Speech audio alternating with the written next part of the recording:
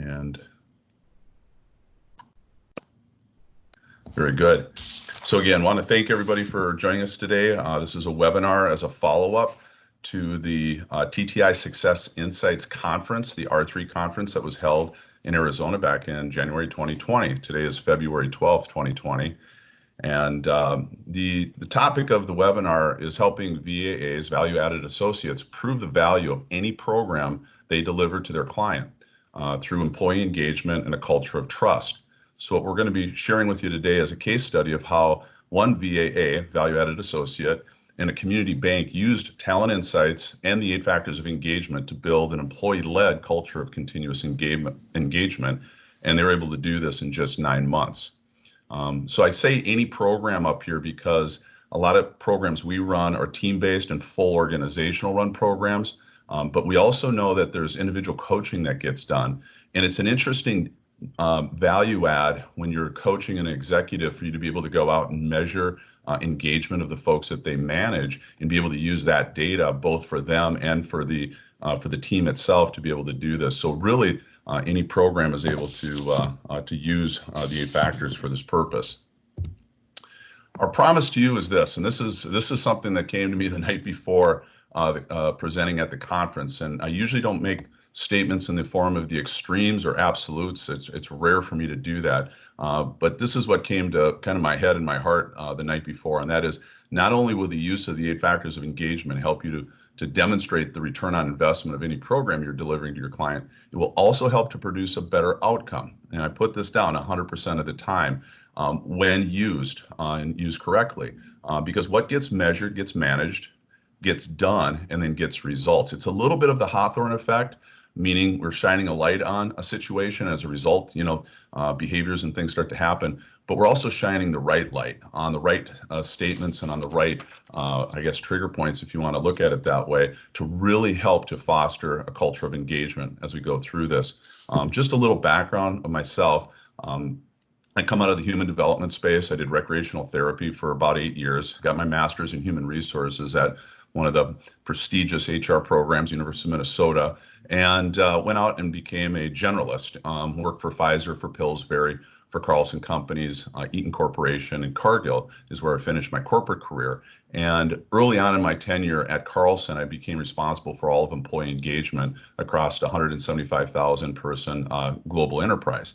We used the Gallup Q12, and I pushed Gallup for 8 years to stretch them in different ways to really show the fact that engagement is a leading indicator of the rest of your performance of your organization. It's a leading indicator to how you perform on the job, how the processes, the services, and the programs get done. It's a leading indicator on how clients are impacted, and ultimately the results of the organization. So we looked at it not just from a benchmark perspective, an annual benchmark. We looked at it as a leading indicator to the balanced scorecard and how we're able to really get, again, results throughout the rest of the organization. So it has become a passion of mine over the last 20 years around employee engagement and the 8 factors of engagement.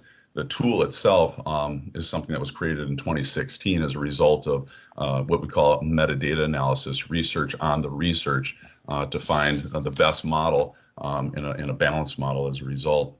So this is the promise to you, is that if the 8 factors of engagement are included in a program, you will receive a better outcome, as well as the clients themselves and the impact that you have. So the case study, 1883. So I know Rick talked about the 1920s during the conference, but we're bringing you back to 1883. And a few things that happened in 1883. The Brooklyn Bridge was completed. The U.S. Navy started to commission the building of steel ships as opposed to wooden ships. So there's an example of one, the USS Chicago.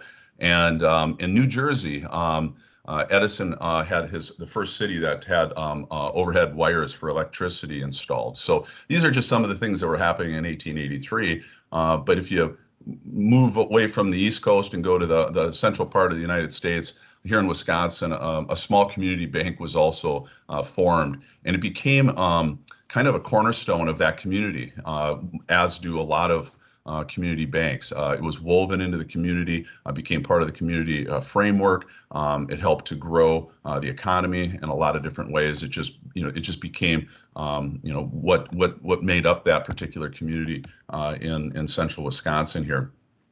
But then, if you move ahead quite a few decades, it made it through, obviously, the World War I, the Great Depression, World War II, all those other things. But then, obviously, 2008 came along, and we went through the Great Recession, and nearly 10 million families lost their homes during this time. So it was pretty heavy-duty crisis situation. The bank itself went into bankruptcy, and it looked like it was going to be a failed bank and kind of move on. But then in 2011, a gentleman by the name of Shane, we'll call him, came into the organization as the president and CEO, and really created a sense of urgency around the survival of this bank for the purposes of the community and everything that it stood for. And so with that focus, the bank continued to survive, but it wasn't thriving the way that it used to in the past. And so in 2017, Shane introduced the whole aspect of process management and continuous improvement, and really started to look at the efficiencies and trying to drive that through. And what we know is that when you're working heavy on the process side, the people side starts to suffer a lot. If you're just focusing on the process piece, they are a dichotomy, they are a polarity. You need both of them, obviously, for processes to work effectively.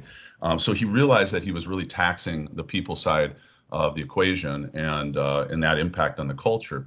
So a year later, in 2018, he introduced a BAA, Scott, another S on his chest gentleman, and Scott came in with the TTI Success Insights, Talent Insights tool, and he ran an amazing, energized session, a lot of positive energy, a lot of really great things. People felt really good about it, but as a follow-up to the session that was run, Shane came in and said, Scott, we still are hearing a lot of issues and opportunities, and different words started to pop up. And the biggest one was the fact that we still need to develop a culture of trust. It just wasn't there in engagement.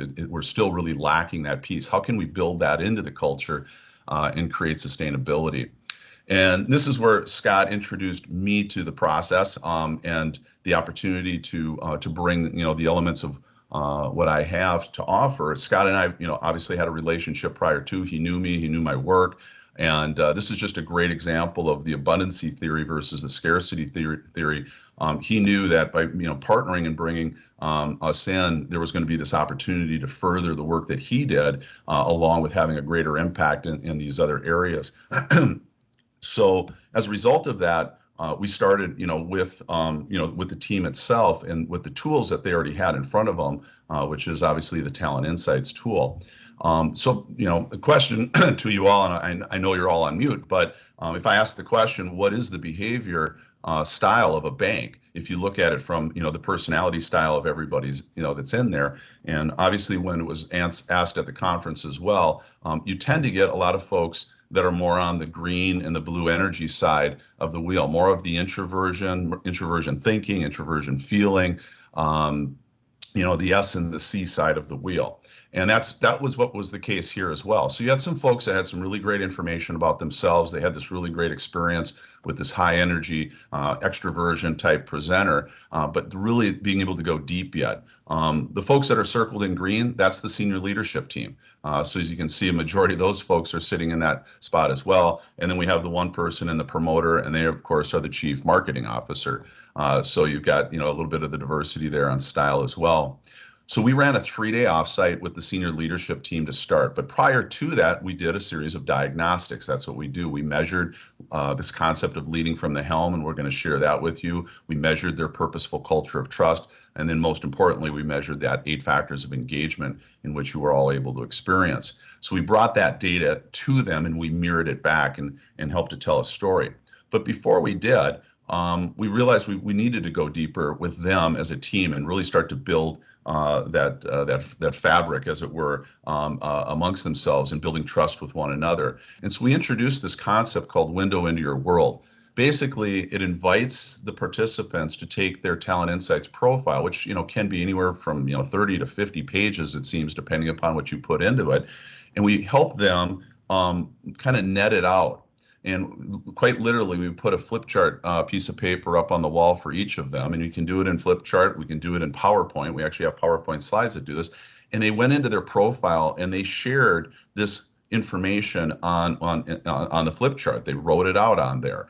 And it became an opportunity then for them to stand there and present out, this is who I am through the lens of the profile. And it became a very powerful experience. And as a result, we decided to put up another piece of paper in a flip chart. And what this allowed the others in the room to do during the break time, we actually set aside some time for this, is they were able to write what they appreciated about them, as a result of working with them and what they heard and what they presented. But what do you want to understand more? And this is an appreciative inquiry question, being able to ask a question absent of judgment with positive intent. And so those things were written out. The individual had a chance to come back, read through those, and then they were able to answer the questions. They were able to show gratitude for what was stated about the appreciation, and they were able to answer the questions. Then later, the individuals came back again to that sheet, and they wrote down what their commitments were to that person, what they were going to do, not do, and all those types of things to, again, build this culture of trust. So as a quick example, this is what Shane's sheet looks like. So his writing on the left, as you can see, very nice and organized, a lot of great blue energy there. And then everyone else's responses then on the right-hand side.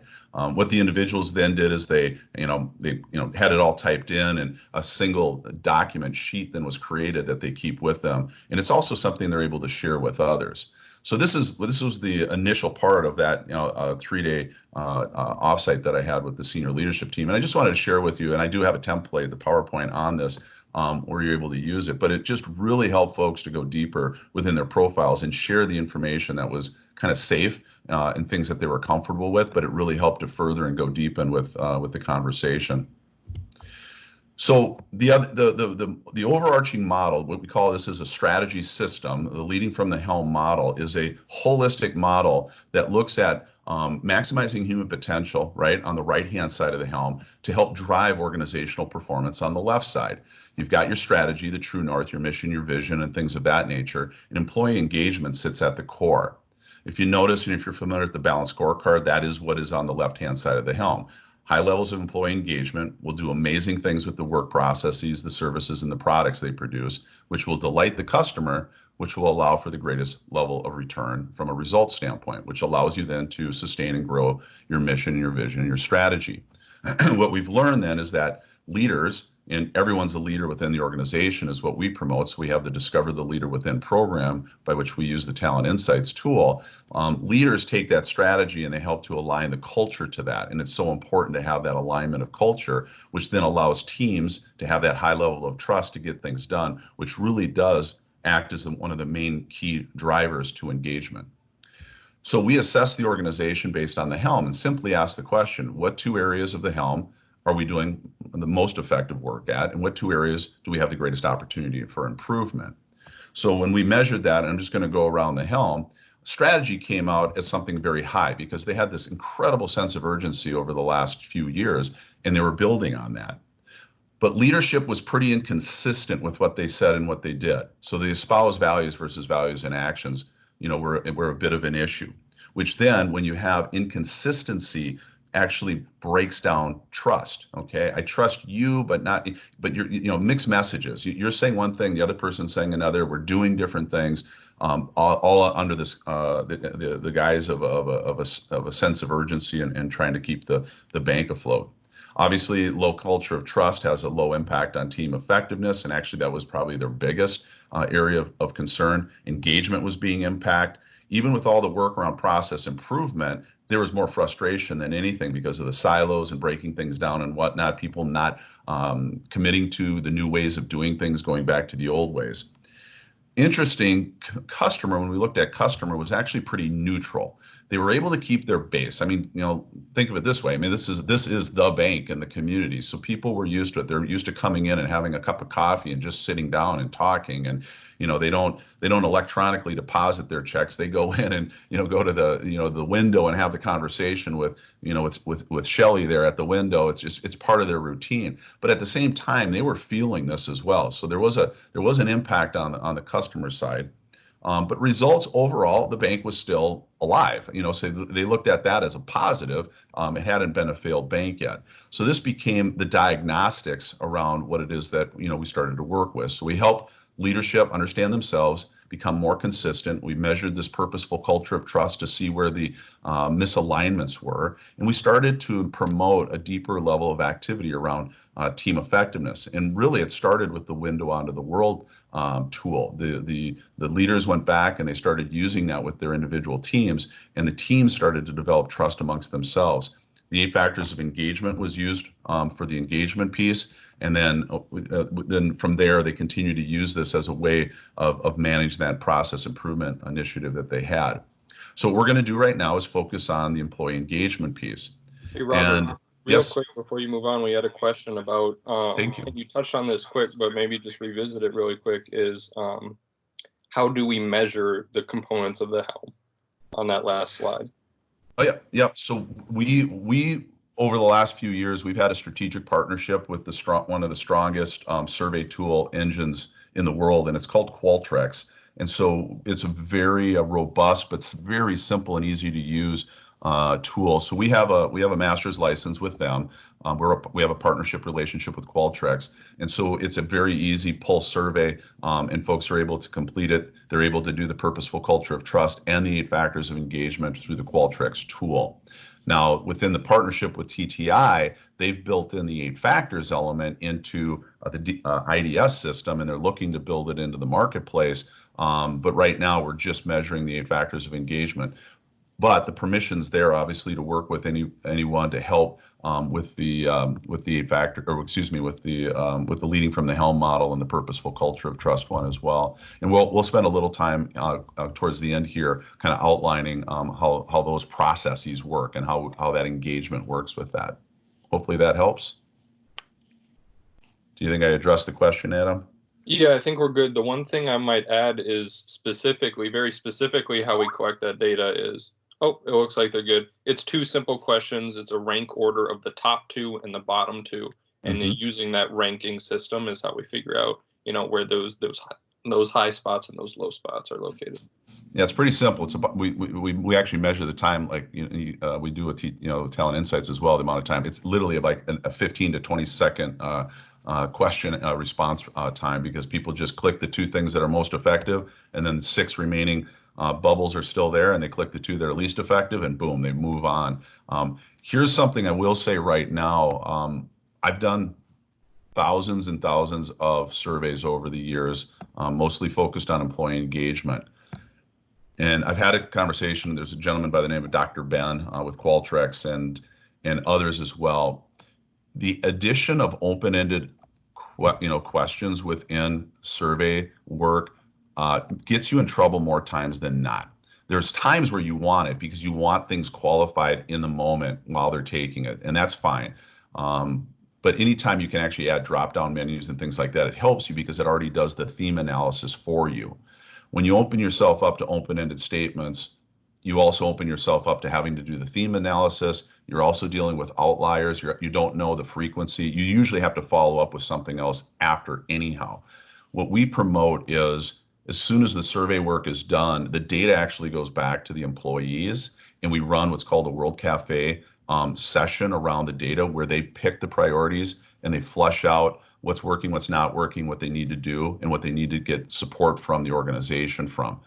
So it's not a negative session. It's not a nitpicky type thing. It's really about proactively taking accountability of their own engagement. And those sessions last anywhere from, well, the initial ones usually last around 75 to 90 minutes. But on average, I'm usually able to get those done in like 45 minutes. They're very quick sessions, and they're incredibly impactful. And that's when the voice of the employee comes out.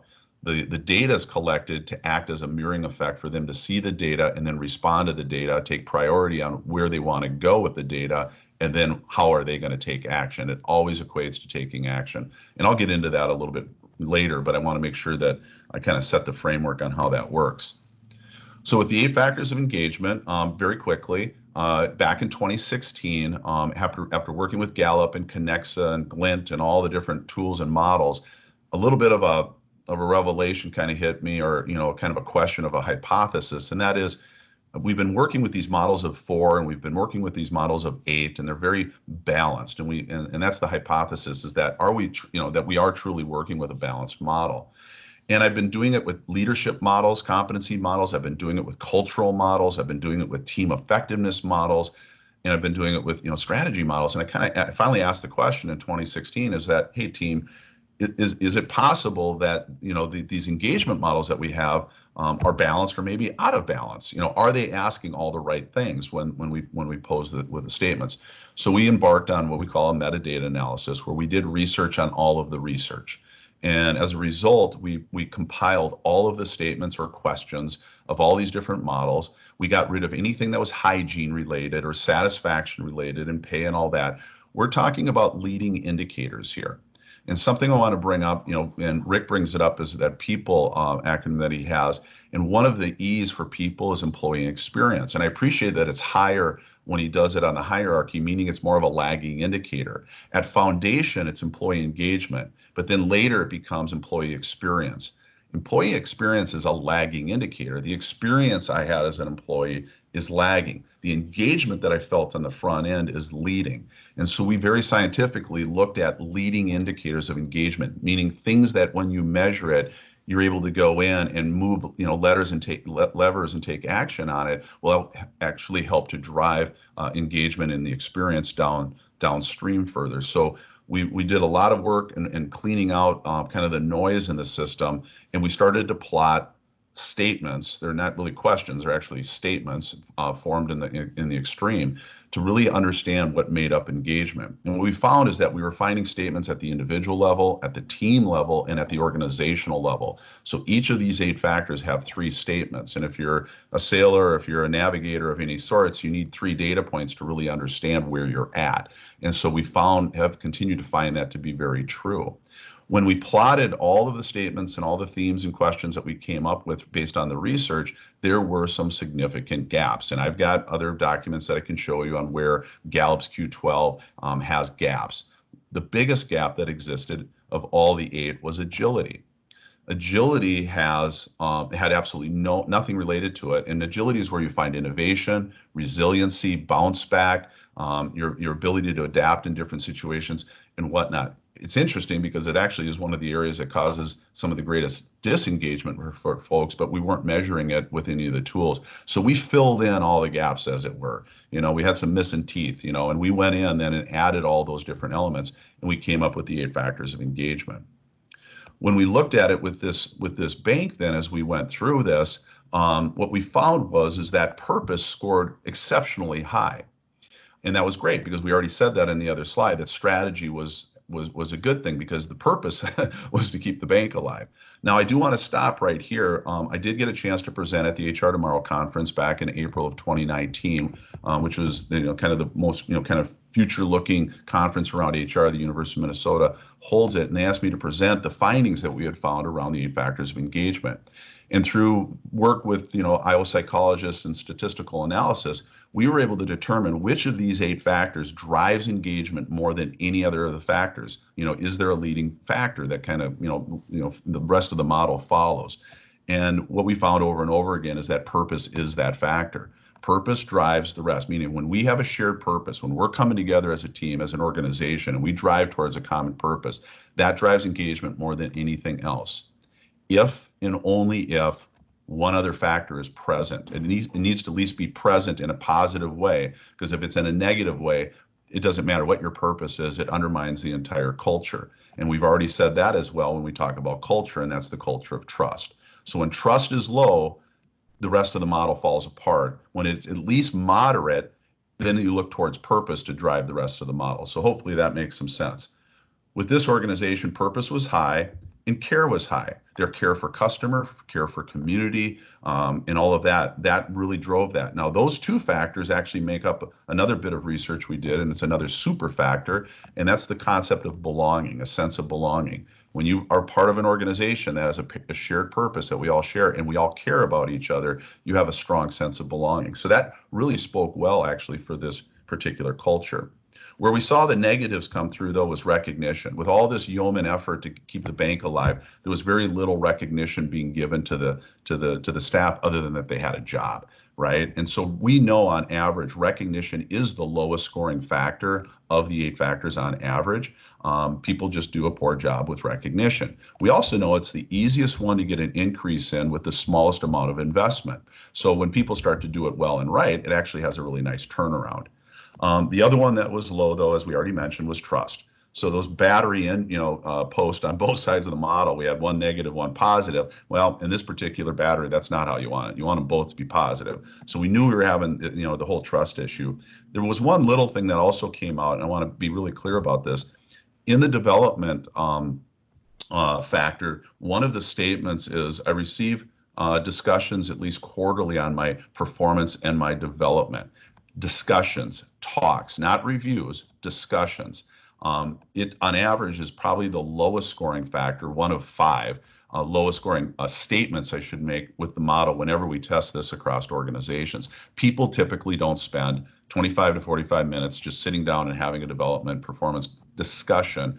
And what we've done is we've created an employee-led process for this. And once it's implemented, it's amazing what it does elsewhere on the model. It helps to improve accountability, purpose, recognition, care, and obviously development. So those are some of the areas where we see the fallout of just changing that one behavior. And as a result of that, all the organizations I work with, they immediately start to implement this and they see the increase in the other areas. So this was one of those organizations that also did that.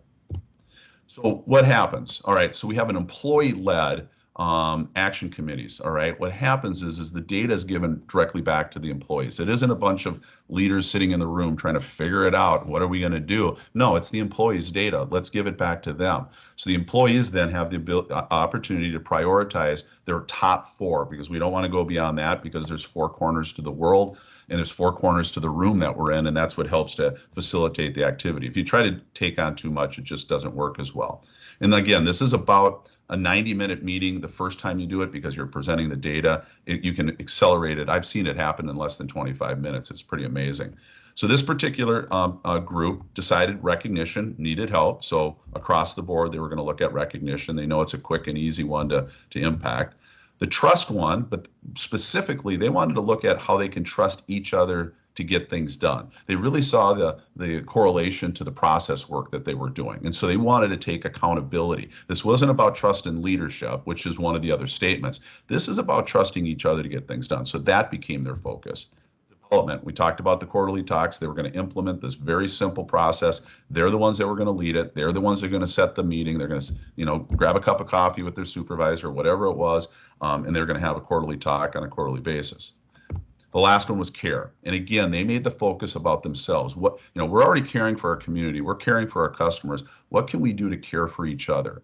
And right off the bat, I'll let you know, the window onto your world was the number one activity that they adopted, to implement for that. And it made just an amazing impact.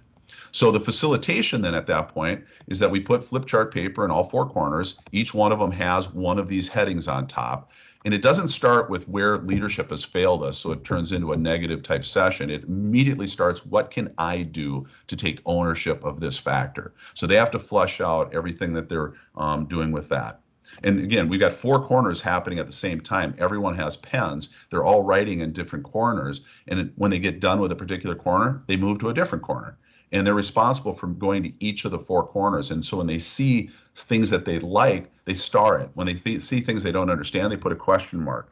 When they agree with it, they put a check mark by it. So it starts to create this really rich set of data. And what's great as a facilitator, they're doing all the facilitation. And if you imagine trying to do these one at a time, you'd be in there for 4 hours. This takes care of it in like 25 to 45 minutes. The next question they ask themselves is, what can we do to support one another in this? So it's a me and then it's a we type question. Then and only then we add a second sheet of flip chart paper, and that's when they get to put down, what can leadership do to help support leadership in the organization do to support us? What are we going to ask them to start doing, to stop doing, or to continue to do, right? And so this is the opportunity where they're able to kind of give a voice for the leadership group. And then also, what do we do to measure and sustain this? So we want to get really specific and create that SMART objective around it. Sometimes leadership is in the room for this. Sometimes we ceremoniously ask them to leave after the data is presented and they work on this. What happens then, let's say there's 20 people in the team. we ask them to go to the corner that they have the most passion about. But because there's 20 of you and there's 4 corners, the maximum number in each corner is 5 people. You just do the math beforehand. And so find 5 people in each one. Now they take those flip chart papers and then they synthesize it. They bring it down to a level that can be presented, and then they present it back out. And this is where the leader can come back in and they present it out to each of the team members and to the leadership. And this is where the specific questions go to the leader. The leader then takes that, if it's at a team level, and they bring it up to the next level and say, here's what my team did. Here's what they're focused on. And this is what we're moving forward. Now, in a complex organization, sometimes the organization will choose 2 of the factors right off the bat to say, we want you working on these 2, you guys choose the other 2. I mean, there's all sorts of different combinations that you can do, but very empowering activity. People walk out with smiles, they feel engaged. Just the process itself and shining a light on this with really good data that really got at the heart of engagement helps to lift engagement just by itself. So what happened? So they implement this whole thing about care for each other. They implemented the window on the world. They started sharing it with one another. It started in the orange there is what we call nearing disengagement. Red is actively disengaged. Yellow is cautiously engaged. Green is engaged. And blue is sky blue. It's best practice. So they were in a nearing disengagement state. They stayed in that after a quarter. They're still working through it. But all of a sudden, boom, it kicks up. And note that a 0.2 or higher is what we consider to be a significant increase. So we want to see about a 0.2 or higher, and here we're seeing a 0.65. So care obviously took off in the right direction. The development, the quarterly talks, well, we were actively disengaged with that by clearly, and still were after about a quarter until it started to get some rhythm, and boy, did it get some rhythm, because it literally went to a 0.9, almost a full point was increased on just this one statement. Recognition across the board was ugly. We were in an actively disengaged space. We got it into the nearing disengagement. But you know what? This thing increased by almost a full point by the time they were done, just by taking the time to share how they wanted to be recognized, how to do it distributed fairly. They worked through all 3 statements. But really the easy one is, how do I like to be recognized? If I'm somebody who doesn't want to be put up on stage and you put me up on stage, it's probably not going to engage me a whole lot by recognizing me in that way. Trust was the big one, but they looked at it from a team trust standpoint. They started in that actively disengaged. They were still in nearing disengagement the next 2. Recognition is the one to get the quickest increases in. It takes a long time to build trust, okay? It doesn't take much time to lose trust, but it takes a long time to build trust. And we've done a series of trust research using personality styles, behaviors, through Jungian technology. And this is something that Rick has actually asked me to partner with Dr. Ron and Dr. Eric on to try to replicate the trust research that I did back in 2013 for my dissertation. Dr. Ron and Dr. Eric has also helped me, along with my IO psychologist staff, to create a white paper around the 8 factors of engagement that can be used as kind of a technical manual behind the scenes, as some of you may have noticed at the conference. So we've already gone down that path. I think we're on draft 3 right now. We're just getting that finalized so that folks can have access to that as well. But a 0.65, 0.64 increase on trust in just this short of time is absolutely astounding. And again, this is consistent across most of the organizations that I'm working with now. We never saw trust increase this much that quickly as a result of doing this. Overall engagement itself, it started in that nearing disengagement, and it jumped all the way up to a full half a point. So overall, across the entire model, it moved up and to a 0.38. It's almost in the in the engagement space. So fantastic results. The other things that are happening is the community. Obviously, they're feeling this. They literally aren't having to post for positions because the bank is doing so well now. People in the community are saying, hey, we want to be part of this culture. We're hearing a lot of really powerful, positive things. And I will be so candid as to say there were some people that were clearly actively disengaged people on their staff, people that fostered toxicity within the staff. They actually opted out within the first 6 months of this process. There was 3 people that you could tell they didn't even shake my hand after the first session. They were just folks that really liked to be in that space and to kind of promote that toxicity, that distrust. they all opted out of the organization within the first 6 months. So we call that a good turnover. So this is just showing the scorings. Now we score on all 8 of the factors, all 24 statements every time. There's reasons why you do want to do that for the purposes of trend and some of the inner analysis that we do to see where the impact is. But this is just showing, again, the areas that they worked on and the significant improvement that they had. So that's the 8 factors of engagement. The process itself is identifying the client's need as a consultant. You know, that's what we do on the front end, is the needs analysis. We always suggest that you collect the 8 factors of engagement on the front end before you ever go in, and I'm going to use this term, contaminate the environment with all the good stuff that you have. You want to collect the as-is state, and so collecting that data on the front end is really powerful. You integrate the 8 factors of engagement results with your program. You do whatever else you're doing, but this becomes kind of one of those last activities that you do to really help to set action and having people really engaged. You facilitate that action planning. We suggest that you collect a second pulse, and this is the way the process is set up, between 6 and 12 months after that initial one. And we do some pretty powerful things with that set of data. And all it is just a pulse. We collect on everything. What we create is what's called a composite baseline. And this is something that we do that we haven't found anybody else doing yet. And that is, we know that on average, people will score a little higher the first time they complete a survey on something that they don't know or trust yet. But the second time they take it, if they're trusting the process and the process was done well, they'll actually put in some statements to go, okay, I kind of maybe inflated this the first time, but now I'm really going to let you know how I think. Okay, so we will see some lower scores the second time around. Well, what we do is we take the lowest score of the first and second survey on each statement for each employee, and we create what's called a composite baseline, meaning it's the low of the low, and that becomes the baseline into perpetuity. So anytime you pulse afterwards, that becomes the comparative data point. We continue to implement the action plans. We collect that third pulse at 6 months.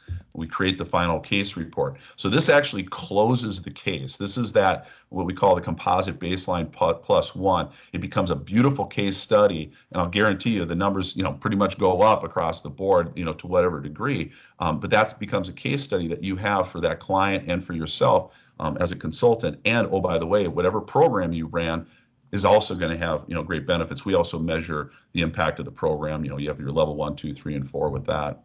This is where then you have the option to continue with quarterly pulses and to promote that within the organization, or to allow it to go beyond just maybe the team that you're working with. So what are the program options? One is the program case study. It's what we just outlined. Baseline survey, reports and action planning. Second survey, continue with the employee committees, and then that final survey in 6 months. The annual program is a quarterly measurement. It builds into their balanced scorecard. We measure the first quarter, typically in March. We do find that there's a pretty nice cadence with March, June, September, and mid-December. You can do it at any times, but we've found that the calendar works better within the organizational calendars as well to do that. So you set up reports and action planning. Second quarter gives you the composite baseline. The third quarter, you do another. Now you're getting a trend. We do a refresh on action planning. And then the fourth quarter, you've got the final survey, mid-December. You have the full trend analysis. And that's where we start to include what we call organizational impact analysis, being able to bring in process data, client data, overall results of the organization. You can bring in the color energy scores of the personality styles and the demographics of the people. There's all sorts of powerful things that we're able to do within the Qualtrics tool. From a cost standpoint, this is just a simplified cost structure. Understand there's a lot of flexibility on this, but what we're seeing on the case study is that there's a $195 one-time administrative setup, and then it's just $15 per employee. So we're definitely trying to disrupt the market by offering this to you.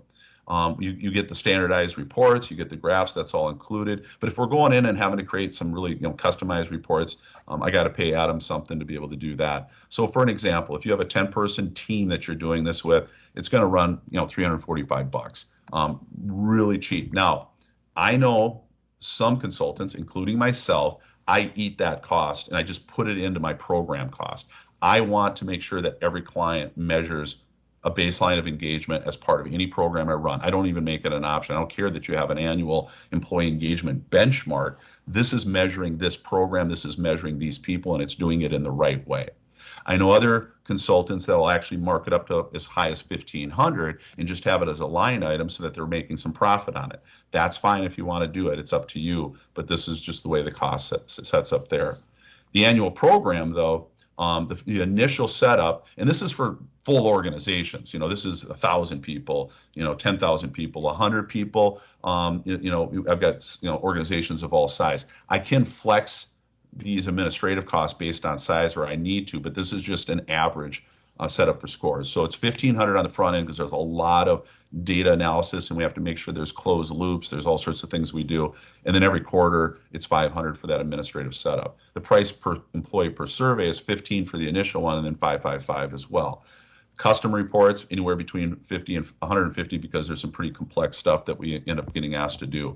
So for an example here, 100 employees, $3,000 for the cost of the administration, $3,000 for the total cost of all the surveys throughout the 4 quarters, $6,000. And again, I mean, talk about disturbing the marketplace. You usually see it about 3 times that.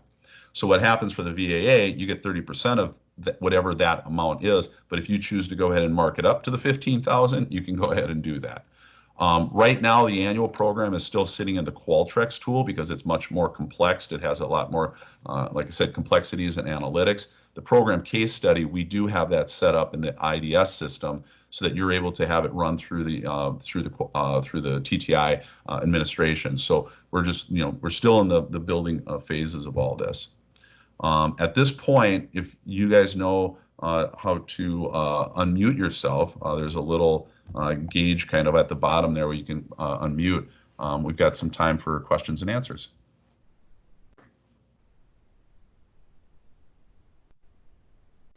Was there anything that else popped up in the chat, Adam? Robert, I have a question. This is Lynn. Hi, Lynn. In your slide before this question slide around the cost, Yes. The program case study, which is tied into the IDS system. Yep. Do you run that at the front end and at the back end of your program? Great question. Always on the front end. So right at the same time that you have them filling out any other surveys for, their profiles or whatever else you're doing, always on the front end. We find a time in the midpoint somewhere where it's just, hey, sometime, 4, 6, 8, 12 weeks, we're just going to pulse you again just to see how things are going. It's just and the survey takes like 3.5 minutes and it's very engaging. People find that it's very engaging to take it. So we never have experienced survey fatigue. We've never heard anyone cry that out, even on the quarterly pulses. And our participation rates average, right around 95%. So we have great response. So yes, right at the front end, that middle pulse, because that gives us our composite baseline. And then, then we like to collect right at like a 6-month mark.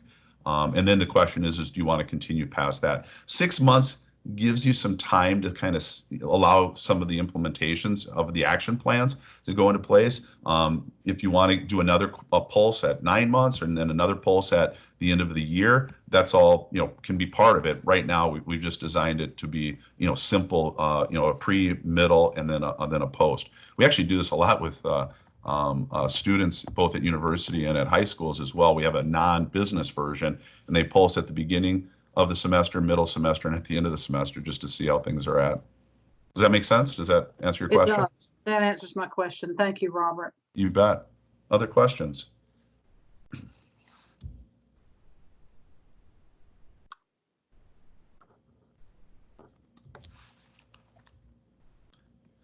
Either I answered everything while I was doing it, or people are trying to figure out how to take mute off, or not sure.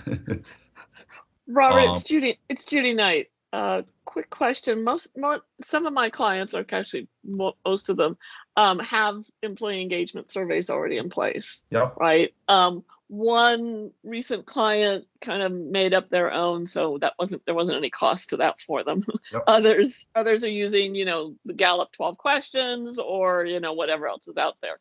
Yep. So how do you kind of get in there and nudge them off of that into this, other than the cost difference? Love the question, and I deal with it quite a bit. But it's pretty easy. Number one, they're doing an annual benchmark. They're not doing leading indicator engagement. They're just doing an annual benchmark to measure against other organizations. Yes, they'll do a little action planning. Yes, they'll do a little bit of whatever.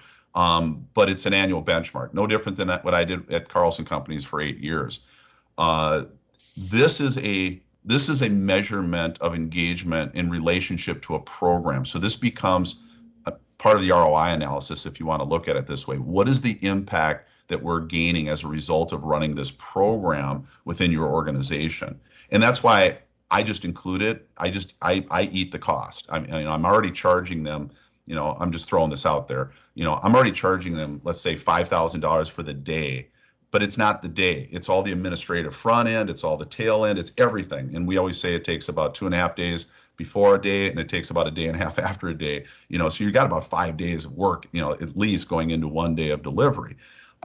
This is just part of the program, is measuring the impact. And so we all, and just like you go in and do what we call discovery-based interviewing, we interview folks, we get the lay of the land, this is just another way of doing that. We personally collect on the Helm and on the 8 factors and on the purposeful culture of trust. We bring all 3 of those in. And that becomes data that you are able to use in this session to say, okay, you're putting it up on the wall. So tell me the story behind this. What is this telling you? And I've had situations, more times actually than not, where the richness of the conversation that ensues over a 25 to 40-minute period of time, we do a break, and I have leaders coming up to me going, how in the heck did you get them to talk about stuff that we've never been able to get them to talk about? And they just opened up, because it just feels safe. The data's there, it's theirs, and they're able to talk to the data. So the fact, when they say they've got an engagement survey, I said, great. So you understand the concept.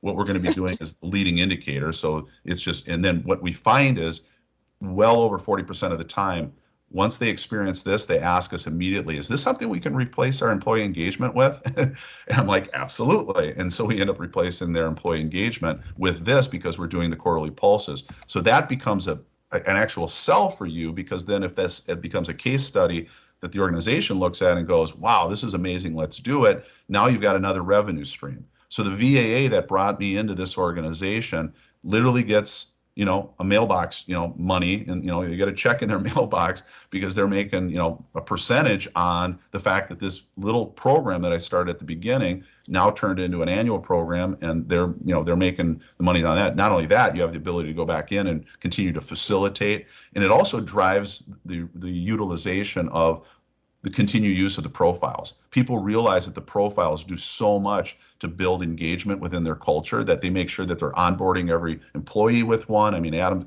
stays busy just doing onboarding of new employees and bringing folks in and giving them their profiles. So as a VAA, it helps the engine of continuing use and sustainability of what you've put in there, as opposed to being a one and done type of thing. I think I answered the question way beyond what you asked. No, that's perfect. Thank you. Yep. Let me see, I think I might even be able to click on this as well.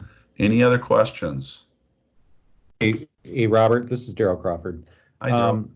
The question I have is, how does this get added to our IDS accounts? What do we have to do to get that going? Yeah, love the question. It's the question that I've asked Candace. So I want to put out thanks and gratitude for TTI. They adopted me, just less than 2 years ago. I'm just new. I'm a babe to this whole process. And within a year, and what they saw that happened here, I went out for lunch with Rick, and he's like, we got to make this part of our offering. And they tried to get everything done by conference time. And as you can imagine, there was a lot of stuff they were trying to get done before conference time. Mm-hmm. And so they were like, okay, Robert, get in there, present. If anybody wants to start using it, just start supporting them and going, and we'll continue to build things into IDS. And then eventually they want to get into marketplace. Because I'm so new to the environment, I'm not very wise about the environment. Adam, he's my program coordinator. He does all the stuff in the system. So it's my understanding that they're building it in a way where you can go in, and we're going to add in, little video clips and different documents and PowerPoint templates. So it becomes really a self-service type of thing. So basically all you would do is come in and, upload the file, and it would, auto send out the emails, and, however you guys pay for things, it would charge you accordingly and all that. in the absence of them not having that completely set up in a self-service way, basically you contact me and we get things rolling and we get it working through them. And then at some point they'll trigger it into a self-service, so it becomes, a turnkey solution for you. And they hope to have that done with, sometime in second quarter is what they told me. So, but if I've already got BAs that are contacting me right now saying they want to go right now. So we're setting them up. Okay. All right. Thanks. Does that help? Yeah, sorry I can't be thank you. real specific. Again, I'm new to the IDS system, but I do know that they're working hard to get everything taken care of. And we did collect the data as part of the conference, and that could be a follow-up webinar if you want to see. There's a whole flow of data that came out. It was 100 people that participated, and there's just some really cool graphics. These are the graphics that you would actually use in facilitating a session. And so there's just all sorts of different ways that we're able to look at the data as well. So that's something I can follow up with. But yeah, all those things are looking to be built into the self-service system. Other questions? I know we're coming to the top of the hour.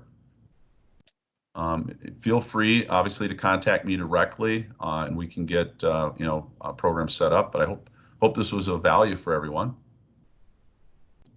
Robert, thank you. It was great. Wonderful.